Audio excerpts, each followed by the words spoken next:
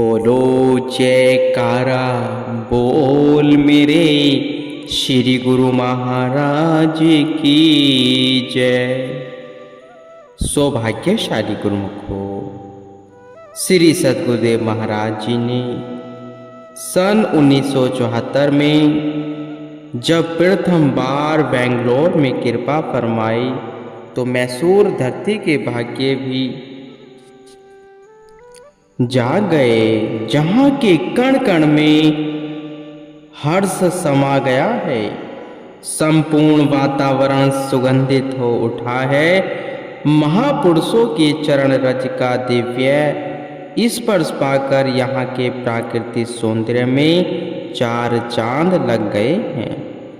कुछ सेवकों के संग यहाँ के प्रसिद्ध वृंदावन गार्डन में जब आपने चरण रखे तो वहाँ की शोभा में अद्भुत निखार आ गया। आप उन्हें प्रकृति के सौंदर्य को दिखाते हुए भक्ति के रहस्य में समझाने लगे। एक फूलों के बगीचे में विराजमान होकर भक्त प्रेमियों को फरमाया, यहाँ के फूलों की अलग ही पहचान है। इनकी सुंदरता और महक हर एक इंसान के दिल में सुकून भर रही है। यहाँ स्थान स्थान पर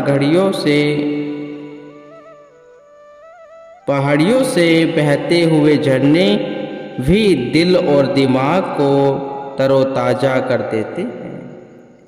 यह किस कारण से है? यह सब यहीं की जलवायु और वातावरण का प्रभाव है। कुदरत के इन करिश्मों को देखकर बुद्धि आश्चर्यचकित रह जाती है। हर क्षेत्र में हर तरफ, एक तरफ तो गर्मी का मौसम बना होता है तो दूसरी तरफ ठंडक देने के लिए पर्वतीय स्थान। इन स्थानों पर जो भी फूल और फल पैदा होते हैं वे गर्म स्थानों पर नहीं उग सकते। जैसे नारियल अधिकतर समुद्र के किनारे फलते हैं, अगर उन्हें मैदानी क्षेत्र में लगा दिया जाए तो वे भी नहीं फलेंगे। केसर के बगीचे कश्मीर की घाटियों में ही देखने को मिलते हैं। गुरुमुखों, संत महापुरुष भक्तों के लिए भक्ति का महता बगीचा उसी स्थान पर लगाते हैं जहाँ पर पहुंचकर गुरुमुख नित्य प्रति लाभ उठा सके। वह बगीचा क्या है? वह है श्री परमहंस अद्वैत मत का श्री आनंदपुर सत्संग आश्रम। वहाँ का जलवायु एवं वातावरण भजन, ध्यान, सेवा, सत्संग से भरपूर होने के कारण आत्मा आनंद का दाता है। वहाँ पर भक्ति की महक विद्वान होने से हृदय में प्रभु मिलन की चाह उत्पन्न होती है, अर्थात अंतर्मन में भक्ति व्याप्त होने लगती है। यह बाहर के जितने भी दृश्य एवं कुदरत के नज़ारे हैं वे सब कई गुना अधिक सौंदर्य लिए हुए हमारे अंतर्मन में हैं। महापुरुष इसलिए चिताते हैं और समझाते हैं कि इन वहाँ नज़ारों में खो मत जाओ, अपने अंदर में झांको और दिव्य आनंद की प्राप्ति करो। इसके पश्चात आप सबके साथ एक झील के समीप पहुँचे। उस झील में कुछ लोग पैडल से चलने वाली छोटी नौका चला रहे थे। सेफ्टी जैकेट पहने हुए उसे पांवों से चला रहे थे और झील में सैर करने का आनंद ले रहे थे। आपने मौज में आकर दो भक्तों को फरमाया, झील में जाकर इस पैडल वाली नौका में बैठकर सैर करो। श्री आज्ञा स्वीकार कर उन भक्तों ने दो टिकटें ली और झील में खड़ी उस नौका में बैठ गए। उन्हें यह हिदायत दी गई कि अपने दोनों पाँव पैडल पर रखकर एक साथ ही चलना। एक का पाँव धीमा और दूसरे का तेज हुआ तो यह सही नहीं चल पाओगी। उस झील में केवल 2 ही चक्कर काटने थे। पहला चक्कर तो सही काट लिया, परंतु दूसरे चक्कर पर तनक असावधानी से वह नौका एक ओर झुकने लगी। दोनों ने झटपट नाम सुमरण करते हुए एक दूसरे की बाजू को पकड़ा और बराबर पैडल चलते हुए चक्कर काटकर किनारे पर पहुंच गए। आपने मुस्कुराते हुए पूछा, कहो कैसे लगा झील में नौका विहार? उन्होंने विनय की, प्रभु पूरी सावधानी रखते हुए ही लहरों का आनंद लिया जा सकता है।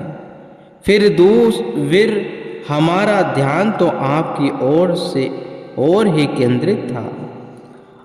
आप एक ओर जाकर एक शिला पर विराजमान हो गए और सब भक्तों को फरमाया, महापुरुष भजन, भक्ति और सुमरण की सब युक्तियां समझा देते हैं। यह भी बतला देते हैं कि किस प्रकार भजन भक्ति में सावधानी रखकर सांसारिक दृश्यों का आनंद लेते हुए आगे बढ़ना है। इस भजन और भक्ति को पाना ही मनुष्य जीवन का वास्तविक लक्ष्य है। चिंता तो सतनाम की और न चितेवे दास, जो कछु चितवे नाम बिन, सो काल की है फास। गुरुमुख को केवल सुमरण भजन का ही ध्यान ख्याल होना चाहिए, क्योंकि इसके अतिरिक्त सारा काल और माया का पसारा है। इसलिए महापुरुष जिस युक्ति पर चलकर भजन भक्ति का आदेश देते हैं, उस पर चलना ही जीव का कर्तव्य है। यह दुनिया सैरगाह है, इसमें सैर करते हुए अपने लक्ष्य को पाना ही मनुष्य जीवन की साधना है। उसके पश्चात जब भी आप बेंगलोर कृपा करते तो कभी कभी प्रेमियों के आग्रह पर मैसूर को भी कृतार्थ करते। अपनी दूरदरगाही मौज अनुसार भक्ति की अभिलाषी रूह को आत्म उन्नति का मार्ग दर्शाने आप 12 मई सन 1995 को भक्त रूपचंद जी की विनय पर उसके घर पधारे। साक्षात पार ब्रह्मा को सम्मुख पाकर भक्त जी की खुशी का कोई पारावार न था। प्रेम अक्सु थमने का नाम न ले रहे थे।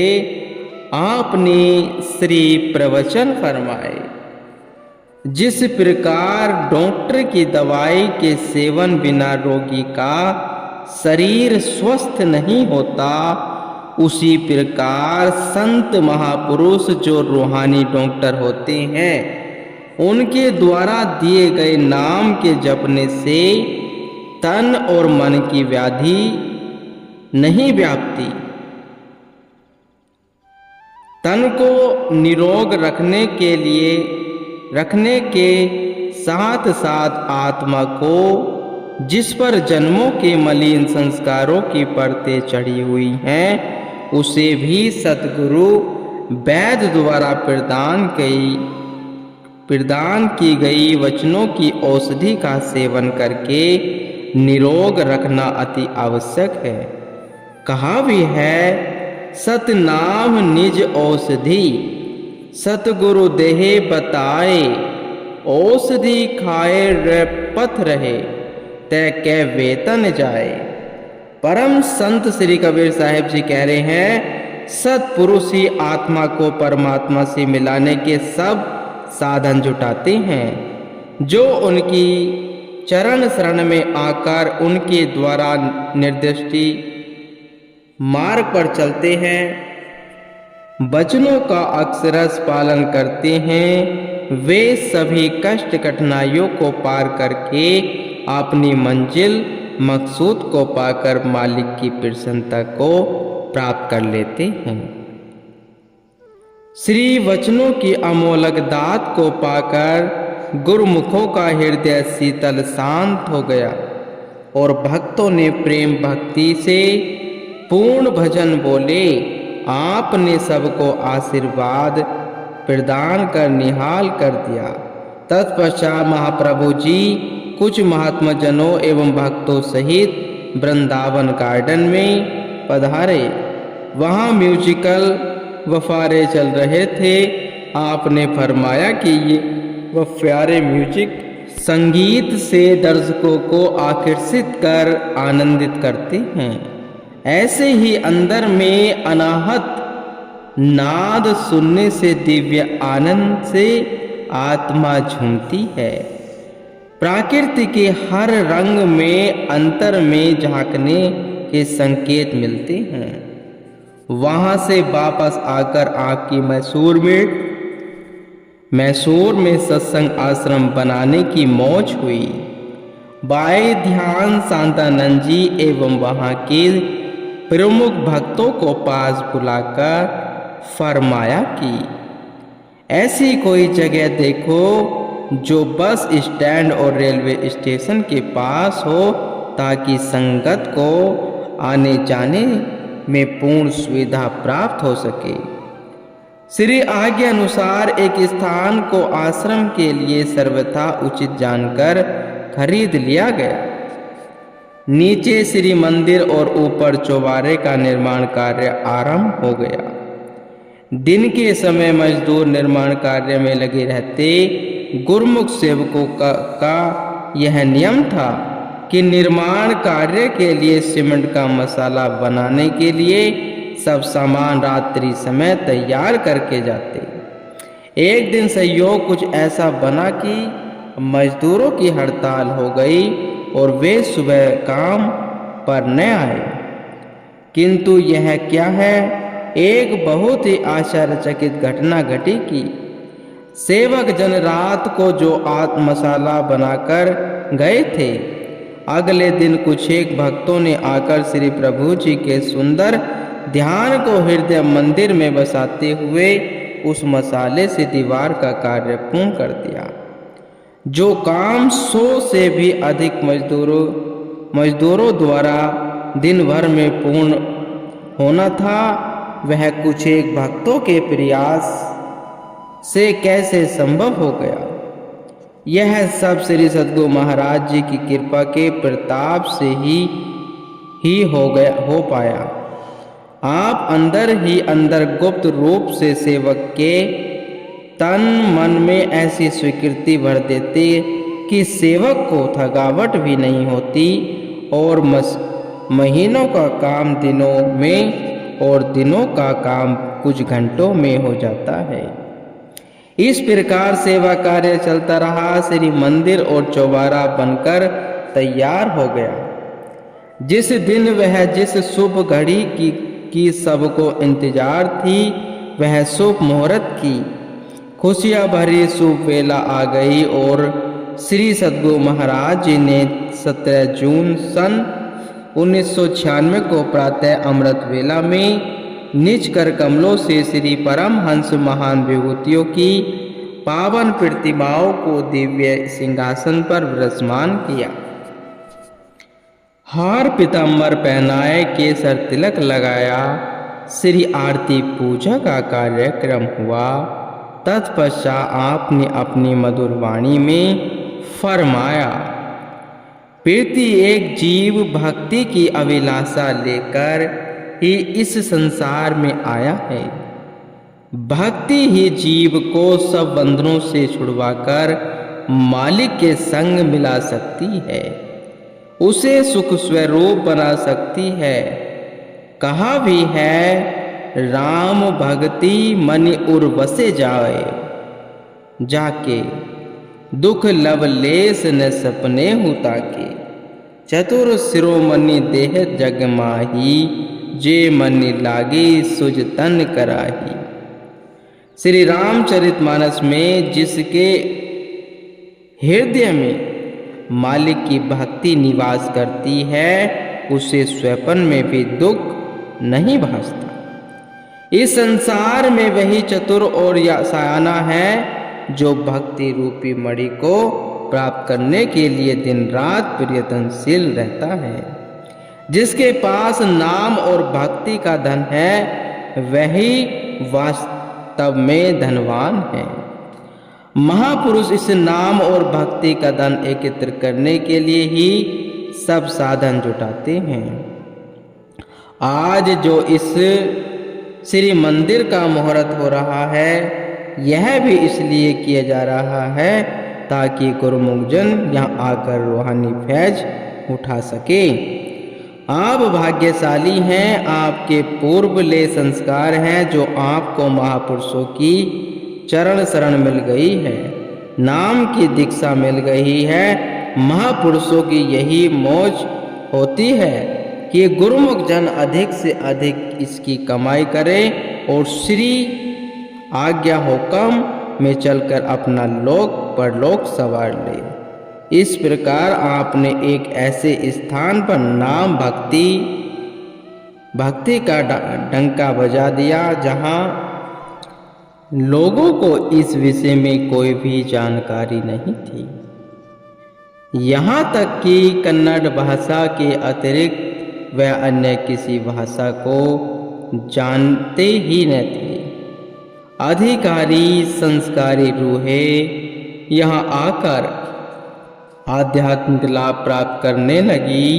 श्री सद्गुरु दाता दयाल जी भी समय समय पर यहाँ आकर कृपा फरमाते रहे और अपने वचनों में फरमाया कि भक्तों, हमारे दिए हुए नाम का जो भी भक्त, जो भी गुरमुख 2 घंटे नाम का सिमरन किया करेगा, उसका हम हर पल, हर समय, हर क्षण ध्यान रखते हैं।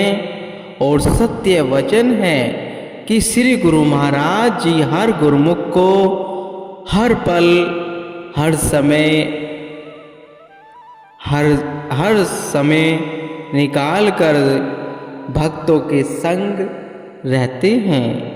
भक्तों का भी यह फर्ज होना चाहिए कि अपने दिए हुए सद्गुरु के नाम का 2 घंटा भजन सिमरन किया करो, जिससे हमारा ये लोक और परलोक दोनों संवर जाए और भक्ति के परम उद्देश्य पर चलकर अपना जीवन सफल बना सके। श्री गुरु महाराज जी तो बार बार यही वचन फरमाते हैं कि गुरुमुखो नाम सत जग झूठ है, नाम सत जग झूठ है। कि श्री गुरु महाराज जी ने नाम को ही सत कहा है और जो ये संसार को झूठ कहा है। कि गुरुमुखो, इस नाम से ही अपनी आत्मा को खुराक मिलती है और आत्मा का कल्याण होता है। आत्मा से ही परमात्मा का मिलन संभव है। कि इन वचनों पर जो भी अमल करेगा, हम उसको अपने साथ संग हर समय देखेंगे और हर समय हमारे संग साथ रहेंगे। यही वचन है श्री गुरु महाराज जी के भक्तों, आप हर समय निकालकर हर दिन 2 घंटे भजन सिमरन में समय दिया करो और श्री आरती पूजा सत्संग सुमरन और ध्यान, जो भी भक्त इन 5 नियमों को अपनाएगा उसका मालिक हर समय तो ध्यान रखते ही हैं और लोक परलोक में भी अपने संग साथ ले जाते हैं। गुरुमुखो।